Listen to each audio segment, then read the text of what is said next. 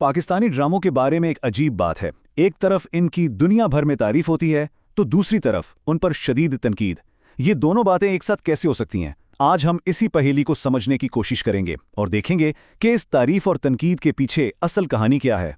तो जब पाकिस्तानी टेलीविज़न की बात होती है तो हमें दो बिल्कुल अलग अलग तस्वीरें नज़र आती हैं।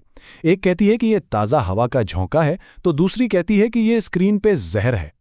सवाल ये पैदा होता है कि आखिर सच क्या है? क्या ये दोनों बातें एक ही वक्त में सच हो सकती हैं?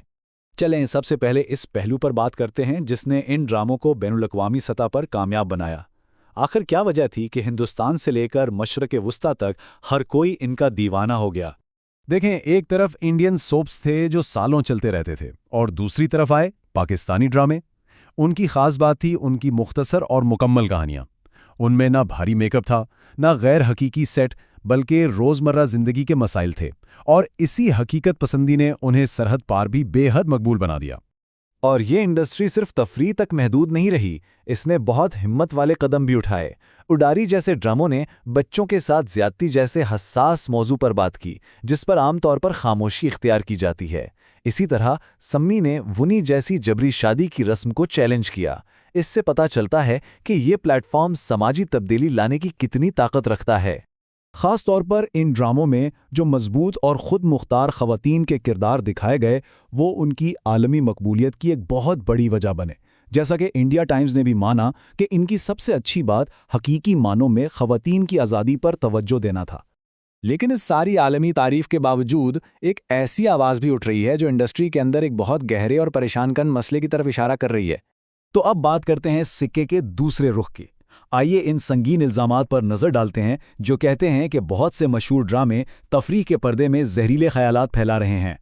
नाकदीन सबसे पहले तो कास्टिंग पर सवाल उठाते हैं, ख़ास तौर पर जब एक 16 साल की अदाकारा को 36 साल या 27 साल के अदाकार के साथ रोमानवी किरदार में दिखाया जाता है। नाकदीन का कहना है कि इस तरह उम्र के इतने बड़े फ़र्क को नॉर्मल दिखाकर नौजवान ज़हनों पर मनफी असर डाला जा रहा है। एक बहुत ही आम और ख़तरनाक कहानी जो बार बार दोहराई जाती है वो है जहरीली मर्दानगी को रोमानवी बनाकर पेश करना, यानी काबू करने वाले, पीछा करने वाले और यहाँ तक कि पुरतशद्दुद मर्दों को एक पुरजोश हीरो के तौर पर दिखाया जाता है। और ये तस्वुर के एक औरत की नहीं का मतलब असल में हाँ होता है, उसे बार बार दोहराया जाता है। और ये कहानी अक्सर एक ख़ास पैटर्न फॉलो करती है। एक औरत अपने ही जालिम की मोहब्बत में गिरफ्तार हो जाती है। नाकदीन के नज़दीक ये बहुत ख़तरनाक है क्योंकि ये असल में एक नफ्सियाती कैफियत यानी स्टॉकहोम सिंड्रोम को रोमानवी रंग दे रहा है, जहाँ एक कैदी को अपने ही अगवाकार से मोहब्बत हो जाती है।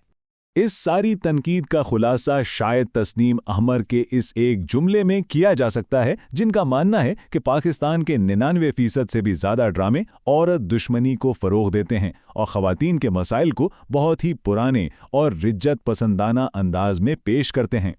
तो सवाल ये उठता है कि एक ही इंडस्ट्री ये दोनों काम एक साथ कैसे कर सकती है, यानी तरक्की पसंद ड्रामे भी और जहरीले मौज़ूआत भी? जवाब इसके बिजनेस मॉडल में छुपा है। तो इस सब के पीछे असल ताकत क्या है? सिर्फ 3 हरूफ TRP यानी टेलीविज़न रेटिंग पॉइंट्स। होता यह है कि तख्लीकी फ़ैसले इस बात पर नहीं होते कि आर्ट क्या है, बल्कि इस पर कि कौन सी कहानी सबसे ज़्यादा रेटिंग लाएगी, क्योंकि ज़्यादा रेटिंग का मतलब है ज़्यादा इश्तिहार और ज़्यादा पैसा। बस इतनी सी बात है। और सबसे हैरानकुन बात तो यह है कि पूरे मुल्क के लिए ये रेटिंग्स जो करोड़ों रुपए के फैसले करती हैं वो सिर्फ 713 घरों के डेटा की बुनियाद पर तय की जाती हैं। जी हां, सिर्फ 713। ये इक़्तिबास इस तिजारती दबाव को बिल्कुल साफ साफ दिखाता है।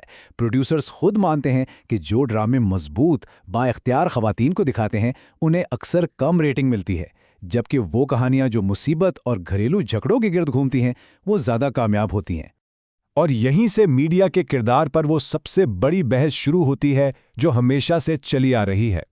तो असल सवाल ये है, क्या ये ड्रामे सिर्फ मुआशरे का आईना है, यानी जो मुआशरे में पहले से हो रहा है बस वही दिखा रहे हैं, या फिर ये एक सांचे का काम कर रहे हैं जो लोगों की सोच और रवैयों को खुद बना रहे हैं? कुछ माहिरीन नफ्सियाती तजुर्बात का हवाला देते हैं, जैसे मशहूर बोबो डॉल तजुर्बा। इसमें यह देखा गया था कि बच्चे बिल्कुल वैसा ही पुरतशद्दुद रवैया अपनाते हैं जैसा वो बड़ों को करते देखते हैं। इससे ये दलील मिलती है कि स्क्रीन पर जो दिखाया जाता है वो सिर्फ तफरीह नहीं, वो सिखाता भी है और रवैयों को नॉर्मल भी बनाता है। تو آخر میں یہ بحث ہمیں ایک بہت بڑے سوال پر لا کر کھڑا کر دیتی ہے۔ کیا یہ ڈرامے صرف معاشرے کی عکاسی کر رہے ہیں یا پھر یہ اس معاشرے کی تشکیل کر رہے ہیں جس میں ہم جی رہے ہیں؟ اور جب ہم اگلی بار کوئی ڈرامہ دیکھیں تو شاید ہمیں یہ سوچنا چاہیے کہ جو ہم دیکھ رہے ہیں اس کا ہم پر اور ہمارے ارد گرد کے لوگوں پر کیا اثر ہو رہا ہے۔ یہ وہ سوال ہے جو یہ تجزیہ ہمارے سوچنے کے لیے چھوڑ جاتا ہے۔